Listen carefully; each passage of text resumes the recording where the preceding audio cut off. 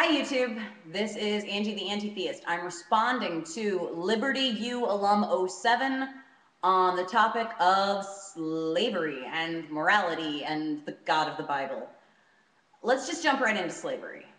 You said that slavery is wrong, it is always wrong, it is not up for a vote. You also said that objective morality to you meant that things were right or wrong. You said wrong, but I assume you mean right or wrong, whether or not people saw them that way. You also said that you don't think that morals change, the objective morals, but rather that our perception of what's right and wrong changes. When I say that morality evolves and morality changes, that's actually what I'm talking about. I'm talking about that same shift in perception. So in that sense, we're agreeing. The difference is that you think that there is some objective standard that we're either closer or farther from, and I don't.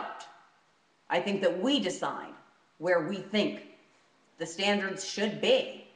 Personally, I center my moral system around the concept of human rights. Things like access to clean water and food and basic health care and an education and opportunities for work or enrichment, freedom from slavery and from sexual abuse and from violence.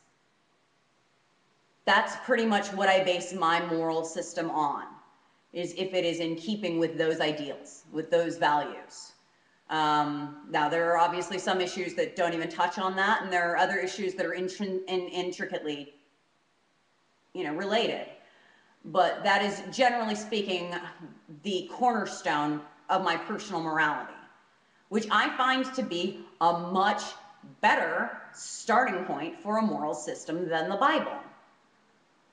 Because, well, my moral system doesn't have excuses whereby this kind of slavery is okay, but that kind isn't.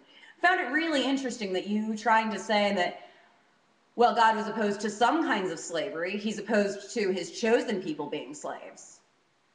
First of all, now, I'm not sure that you're aware of this, but there is absolutely no historical evidence for an exodus or for Israeli slaves in Egypt. This is something that the National Israeli Archaeological Society has come out and said. There's no factual reason to suppose that the 10 plagues and Pharaoh stories were true, based on, what a whole bunch of people, including those who would really want the story to be true, have found based on looking at the evidence. So barring that one case, or even, barring that might not be true, just going with, say it is, okay, so why does God wipe out, or hurt the Egyptians for having slaves, but not the Hebrews, or not in the US, in the South? Why didn't he stop apartheid? Why didn't he take out Nazi Germany? I mean, it seems like awfully picky to be all there for your chosen people in the Old Testament, to the point of hardening the Pharaoh's heart just so God could show off a whole bunch with a whole series of plagues and miracles. But then he doesn't do shit in the modern era to help them from the Holocaust. Personally, I've always found that kind of a troubling conundrum. It's much easier to explain now that I don't believe that a God exists, and also accept that the first story never happened. So that was a little off topic, but basically, your God doesn't make sense. Why do you think that, why is this kind of slavery okay? Why did God only care if the, Egyptians had Israeli slaves? Why doesn't he stop these other slaves? Why doesn't he come out and say slavery, bad, anywhere in the Bible? Why does it advise slaves to be obedient so that Christianity will be appealing?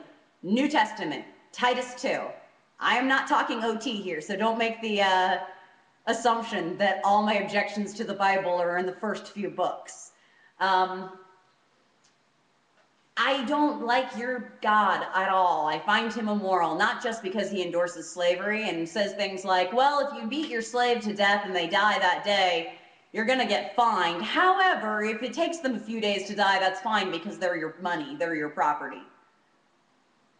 I don't find this to be a good moral code. It bothers me that you do, because I think from some of the statements that you did make, like slavery is wrong, it is always wrong, it's not up for a vote, and some other things that you've said, I have the feeling that you are a moral person.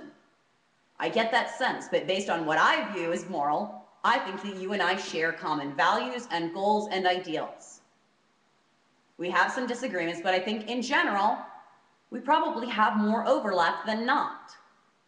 Yet, where we disagree are areas where I see you twisting your morality into this ugly shape so you can defend an indefensible God. That's the real thing. I think you are a nicer, better person than your God, and it makes me sad to see you stick up for him. It's like watching a woman stick up for her abusive spouse, which, you know, I've had that conversation. It's sickening. It's sad. You wish you could do something to help, and here they are defending this jerk. And that's how I feel when I talk to Christians, that somehow think that a God that wipes everybody out in a flood, including all the fuzzy bunnies and kittens, and that a God that kills all the firstborn who had no opportunity to have done anything wrong is moral and also opposed to abortion. I don't understand how people who have good values can choose a God with such horrible ones. It bothers me. I think you are better than your God. And now I'm going to listen to the saddest part of all, which is why you try to tell me that you're worse than your God. Everybody on YouTube, oh, sorry, there's one more thing I do have to address. You said, would I agree that a rapist was doing nothing more than simply, you know, violating cultural norms or acting outside of them? And as a rape survivor, no, I would not say that. Based, again, on the cornerstone of my morality, of what I consider important, things like human rights, freedom from violence, freedom from sexual abuse. No, I would not consider that okay. I would not consider that simply different behavior. Not just aberrant, but abhorrent. Just wanted to make that clear. Great, godless, get out of here. Peace.